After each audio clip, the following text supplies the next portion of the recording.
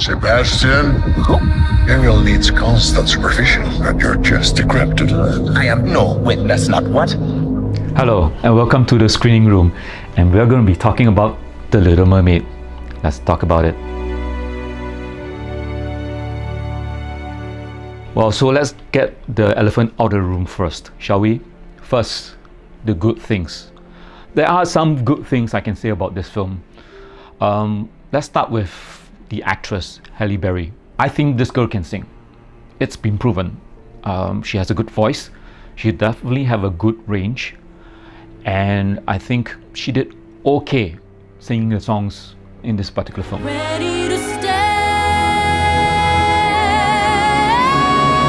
Also, I want to point out that I can't believe I'm saying this, but the best thing that actually happened in this film is Melissa McCarthy playing Ursula the Sea Witch. Pathetic. Unfortunate souls in pain, in need. I think she was the only thing that was good in this film. She looked like she was having a good time. She looked basically like a divine tribute to the drag queen of today. If those were the only two good things I can say about it, that means there are some things that I have issues with. So this might be very controversial, and I'm so sorry.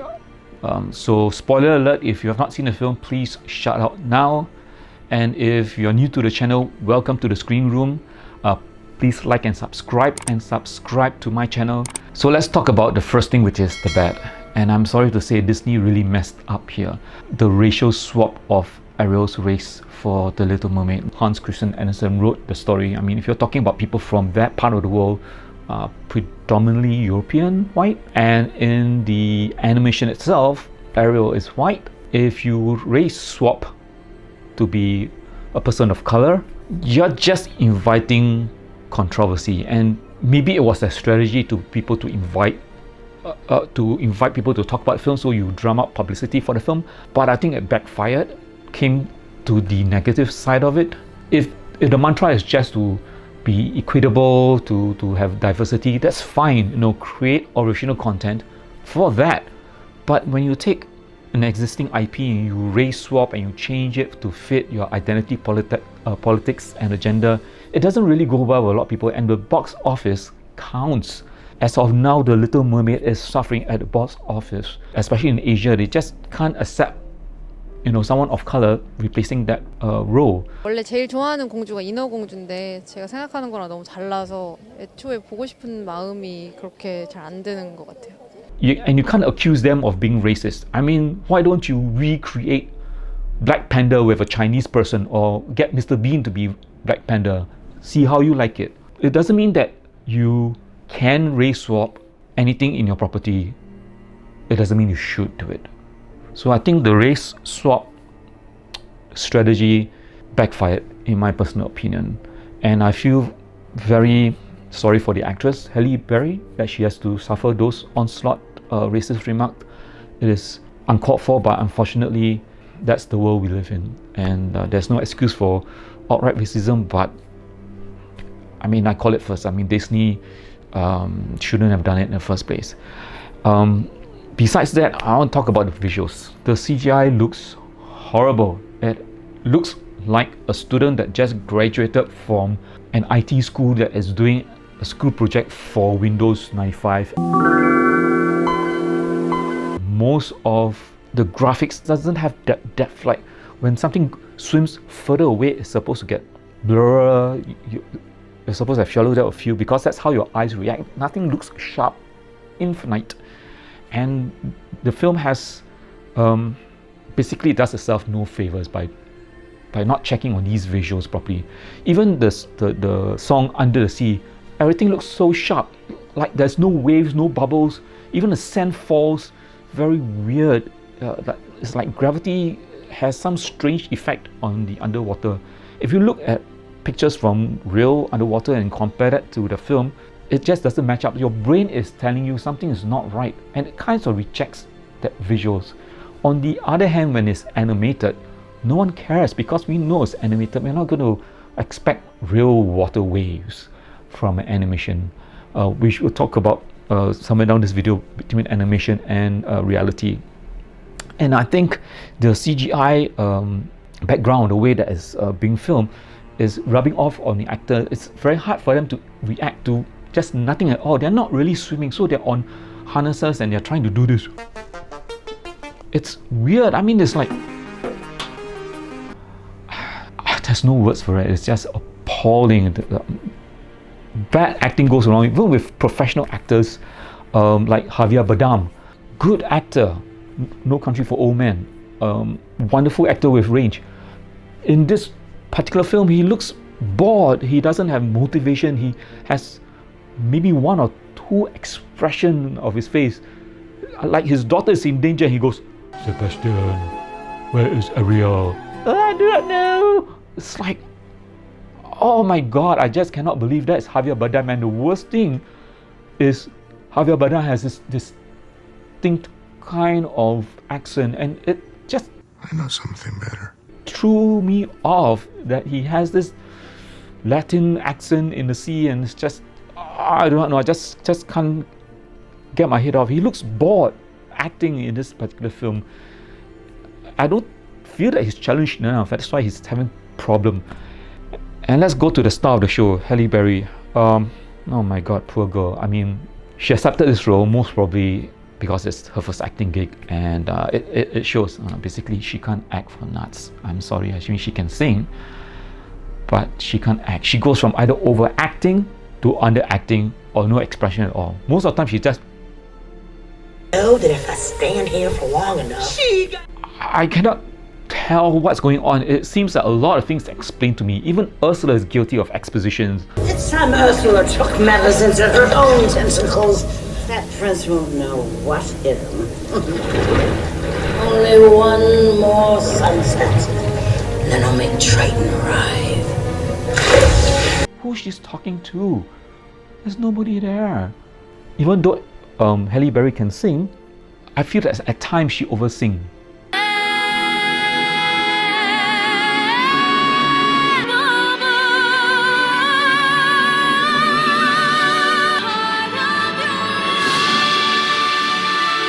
As she hits the notes, she can hit the note. But the problem, if you compare the original animation, the singing has texture, it has nuances, it has expression, it has feelings. For this character, Ariel, Halle Berry, she sings, she hits the note, it's like almost semi-operatic, but it falls flat because she's not a character voice actress, and definitely she's not an actress per se. She's just a good singer, so it does not match what I'm hearing to what the scene is trying to show me. Love to explore that shore above, out of the sea. Wish I could be part of that world.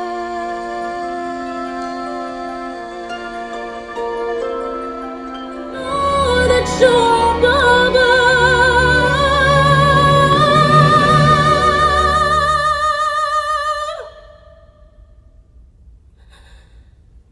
Out of the sea. Wish I could be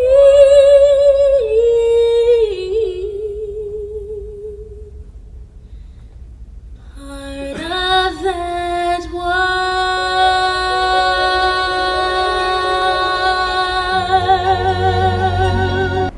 Next, let's talk about the actor playing Prince Eric. Oh my god, this guy is as wooden as a plank. I can't believe I'm saying this. Even the remake of Pinocchio, that piece of wood has more expression than this guy.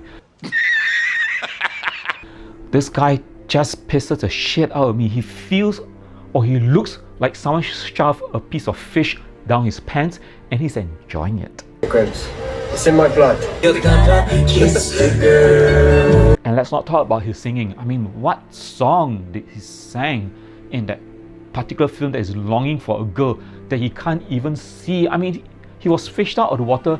He sees an expression of Ariel blur, totally dazed, and he's longing for that girl. And your eyes outshine the horizon line, and you're finally real here beside me. Come on.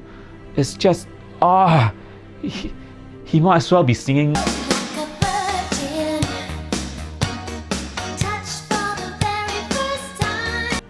And I would be even more excited than that. And another thing is, I just do not know why Disney is doing all these live action remakes. It's like they are creatively bankrupt. They're going back to the vault, fishing up things like the last big horrible stuff at Peter Pan and Wendy. That was crap to the crap.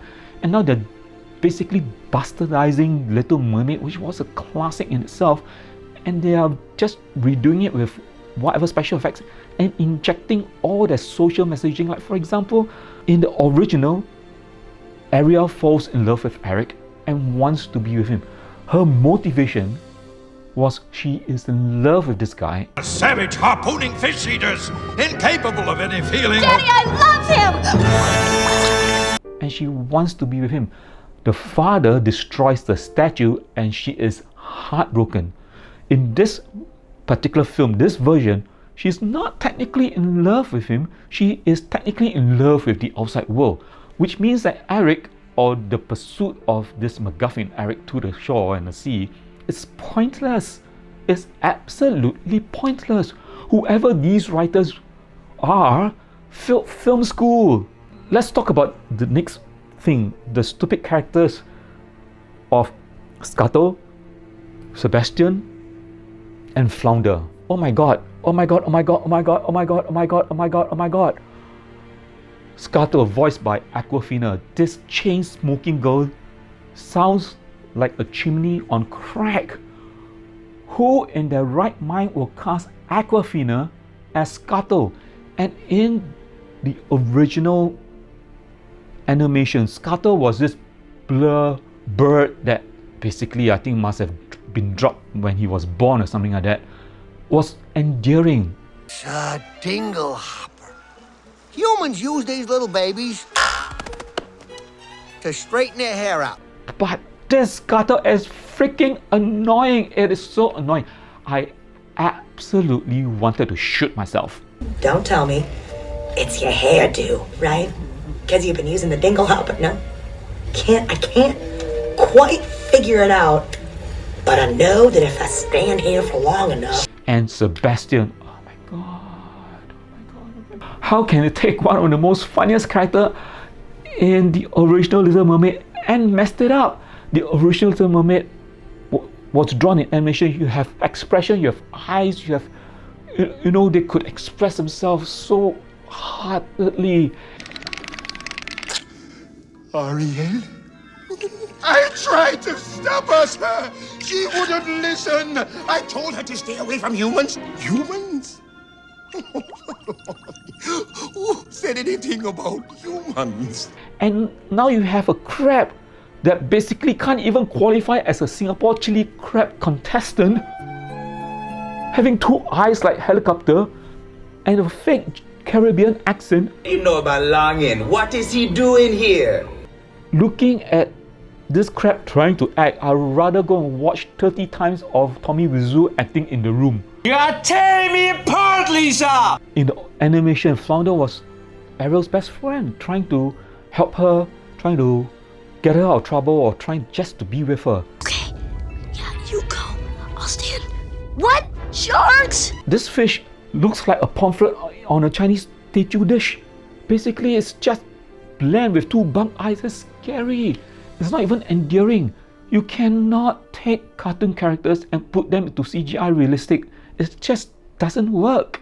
You just lose half the magic there. And then I'm saving the last most horrible thing for the most horribles of horribles, the rap song. If y'all don't know what I'm talking about, it's this. Hey, wake up, wake up, wake up! What? Hey, have you not heard that scuttlebutt? Your butt. No, the gossip, the buzz. Remember the swamp? Remember my song in the swamp when I was like, wham, chicka, wham, wham, chicka, wham. I'd rather have ants put into my pants and they slowly eat my testicles than to live through that moment again. Are you serious? That is by far the worst decision Disney has ever had. And it boggles the mind. Someone wrote that shit. Someone approved it. You have Aquafina and this Sebastian guy sang that song. It was pressed. It was edited. It was in the soundtrack and it made it to the film. For no reason. Why is that song there? Why? You have more chance of solving the mystery of Bigfoot than to find out what went on the minds of these executives when they made that decision to have that song there. It just boggles the mind. Not a great plan. Next, I'm going to talk about the changes from the original plot storyline to the current one. Well, the first one is very evident. The decision that love was the motivator that Ariel needed to go to the outside world has been changed for her just living the outside world. And then Disney just can't help itself lately, the past few years, and I'm very torn about this, adding their political agenda into the film. It's just, I am all for diversity. I'm all for people to be inclusive. I'm all for that. Create new things. Don't go in and take your classics and shoehorn all these things in. Not only are you being disrespectful for the people that you're representing because they can't represent themselves, but you're also shining away your original fan base. Disney stocks are losing stocks. Everything is going down. Haven't they learned their lesson yet? I just don't understand it. Now you put in all these feminist message. You have a scene that basically has all the 7 daughters of the 7 Sea with Triton. It's like Triton just went with all the 7 seas and just hooked up with all the mermaids and then have all these 7 daughters. And then at the end, you have all these diverse mer people from different parts of the world. You have like Indian, Chinese. It's just forced shoehorn message. It's just, I don't know, I just felt this cringe. There is no need for that, actually. Seriously. I'm quite perturbed by quite a lot of plot holes, but I'm just going to talk about maybe 2 or 3. Well, the first one is if you look at the part whereby she gives out her voice and Ursula takes the curse and her fins turn to legs and then she starts to go up the surface. Oh, Ariel. Well, come on, gal. It's either sink or swim.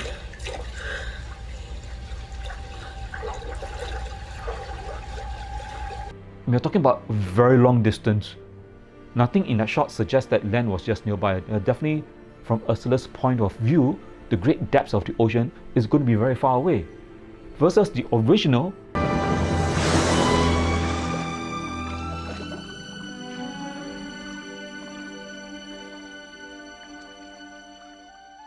Ariel had to hold on to 2 of them and then help her to swim across the water. What the hell is this? You mean tell me that you are so stubborn that you need to create a very strong female that she can actually literally become a Marisol and just do everything without being taught? Haven't they learnt anything from Star Wars and Rey Skywalker or Rey shit or whatever her name is? Next, during the climatic battle, when you have Ursula being a very large giant monster, and then Ariel is on a ship. In the original, Eric steers the ship. In this, Eric is stuck and she has to save the man.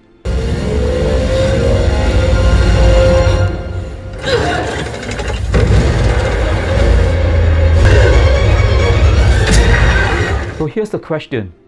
How does she know how to do that? How is that possible? You just shoehorn that thing in? What about the scene whereby Scuttle the bird goes underwater and starts talking? Hey kid, how you doing? Don't mind me, I was just grabbing a snack. Scuttle, we found more treasure. Yeah, we went into the sunken ship and it was really creepy. Human stuff. Aha. Alright, let me see. Let me see. Any idea what this is? Who the hell made that creative decision anyway? Spoiler alert, King Triton dies. And what a pissy way to go. You have Ursula's 2 electric eels holding his arm and electrocutes him and he becomes ash.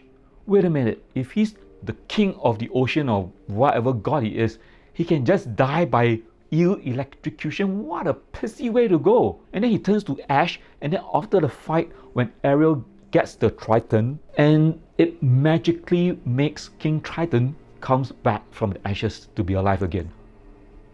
So the Triton has the power to resurrect someone from the dead. But in the film, he says, They killed your mother. if the Triton can bring people back from the dead, why didn't he use that Triton to bring back his wife from the dead? Damn! I can go on, but I don't have the mental strength for this. My final thoughts. I kind of like the last part where, you know, Ursula changed to this character Vanessa, and then she has Ariel's voice and she casts a spell on Eric so that they get married. I mean, that actress is hot. But I see the irony whereby you have a beautiful lady that entraps someone of power into marriage that the person doesn't want, if you get my drift. I personally think that the moment that this was announced that the race swap occurred, I have a feeling that it's going to be doomed from the start, and sad to say, I was right. I feel very sorry for the actress Halle Berry. I don't think so.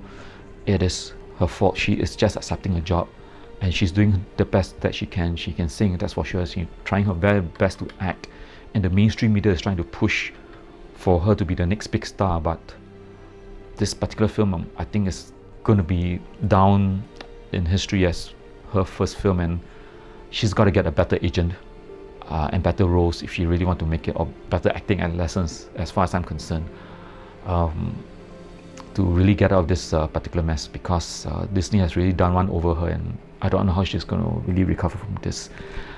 And I feel that she doesn't have the nuances and the tonability to really pull off this big heavy role. You know, it's the differences is glaring. I mean, the voice actress of the original Ariel, she could soar from different tones of excitement to despair to hope. Wanna see 'em dancing, walking around on those, what do you call 'em? Oh, feet. So I think the film suffers because she has to put the whole thing on her shoulders, and I feel quite sad for that part. But I have to call it as it is. As much as a lot of effort has been put into this film, and a lot of people have seen this film, or some of them have seen this film, I'm sure kids will enjoy this film. They do not know anything that's going on with this particular identity politics. It's not the kids' fault if they enjoy this film. It's not other people's fault that they enjoy this film. They have absolutely every right to enjoy whatever type of film they want, even in this film. Personally, for me, I have trouble enjoying all of it. I enjoy parts of it. I thought that certain parts it had good effort, but I'm sorry, there were too many negative experiences to outweigh this, and I'm going to give this film a D.